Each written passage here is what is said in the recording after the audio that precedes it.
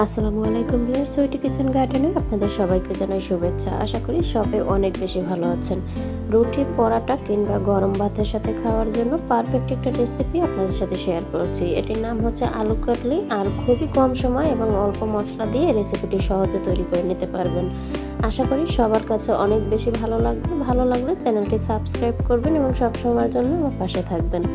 এখানে আমি মাঝারি সাইজের 2টি আলু নিয়েছি, আর প্রথমে আলুগুলোর খোসাটাকে ভালোভাবে ছাড়িয়ে নিচ্ছি। আলুগুলোর খোসা ছাড়ানো হয়ে গেলে এবার আলুগুলো কিভাবে কাটতে হবে সেটা আমি দেখিয়ে দিচ্ছি। এভাবে গোল করে আমি আলুগুলো কেটে নেব, আর এই আলুগুলোকে একটু মোটা করে কেটে নিতে হবে। অনেক বেশি পাতলাও হবে না, আবার অনেক বেশি মোটাও হবে না। ঠিক এইভাবে আমি আলুগুলো সব কেটে নিচ্ছি। সবগুলো আলু কাটা হয়ে গেলে এবার ভালোভাবে ধুয়ে পরিষ্কার করে একটা জ্বালনিতে রেখে পানি ঝরিয়ে নেব।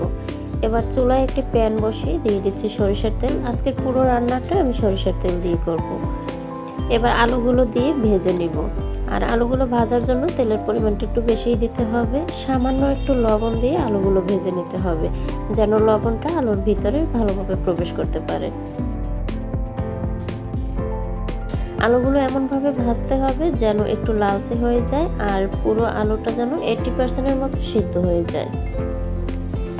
যখন এরকম কালার চলে আসবে ঠিক তখন আমি আলুগুলো নামিয়ে নিচ্ছি। আলু কাটলেটে সরিষার তেল দিয়ে রান্না করলে খেতে বেশি ভালো লাগে, তাই চেষ্টা করবেন আলু কাটলেটে যেন সরিষার তেল দিয়ে রান্না করা যায়। সবগুলো আলু নামিয়ে নিয়ে এবার আমি এই একই তেলে এই আলু কাটলেটটা রান্না করব। দিয়ে দিচ্ছি একটি তেজপাতা ছিঁড়ে 2 টুকরো করে, এবং দিয়ে দিচ্ছি আস্ত জিরে, দিয়ে একটু ভেজে নেব। যখন জিরে থেকে খুব সুন্দর একটি ফ্লেভার আসবে তখন আমি এখানে দিয়ে দিচ্ছি টমেটোর পেস্ট। এখানে আমি 2টি টমেটো ব্লেন্ডারে পেস্ট করে নিয়েছি। মশলাটা যখন একটু শুকিয়ে যাবে তখন আমি এখানে দিয়ে দিচ্ছি 2টি কাঁচামরিচ কেটে, দিয়ে দিচ্ছি স্বাদ মতো লবণ, এবং হাফ চা চামচ দিয়ে দিচ্ছি হলুদের গুঁড়া।